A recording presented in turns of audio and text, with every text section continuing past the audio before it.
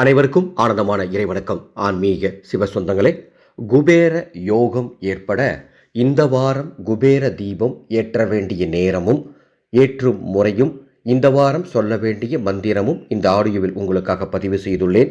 26/2/2026 மாசி 14 வியாழக்கிழமை இந்த தீபத்தை உங்கள் வீட்டில் ஏற்ற வேண்டும். எத்தனை மணிக்கு ஏற்ற வேண்டும்? மாலை 6:30 7:30 வரை இந்த குபேர தீபம் எரிய வேண்டும். உங்கள் வீட்டு பூஜை அறையில் ஏற்றலாம், ஹாலில் ஏற்றலாம், சமையலறையில் கூட ஏற்றலாம், தவறு கிடையாது. ஏதேனும் ஒரு இடத்தில் ஒரு சிறிய தட்டு வைத்து அதன் மீது வாசனை பூக்கள் பரப்பி அதற்கு மேல் ஒரு விளக்கு, அந்த விளக்கு வடக்கு திசை நோக்கி எரியட்டும்.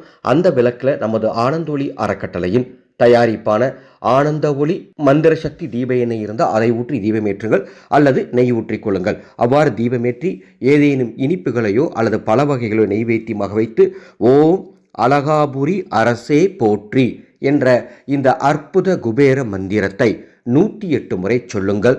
நிச்சயம் குபேர யோகம் ஏற்படும். ஒவ்வொரு வாரமும் வியாழக்கிழமை குபேர தீபம் ஏற்றும் நேரம் மற்றும் சூட்சமம் மற்றும் மந்திரம் உங்களுக்கு சொல்லி கொடுத்துட்ருக்கேன். இந்த சேனலை இதுவரைக்கும் நீங்கள் சப்ஸ்கிரைப் பண்ணிக்கோங்க. அன்பு அறிவிப்பு, மார்ச் 3ஆம் தேதி சந்திர கிரகணம் நிகழ உள்ளது. உலகத்திலேயே முதல் முறையாக கிரகண நாளில் கிரகண நேரத்தில் குலதெய்வ பிரயோக மந்திர உபதேசம் வாட்ஸ்அப் குழு மூலமாக வழங்கப்படுகின்றது. விவரங்கள் தெரிந்து கொள்ள மேலே உள்ள வாட்ஸ்அப் எண்ணுக்கு தொடர்பு கொள்ளுங்கள். ஆனந்த மலரட்டும், ஆனந்த ஒளி பரவட்டும்.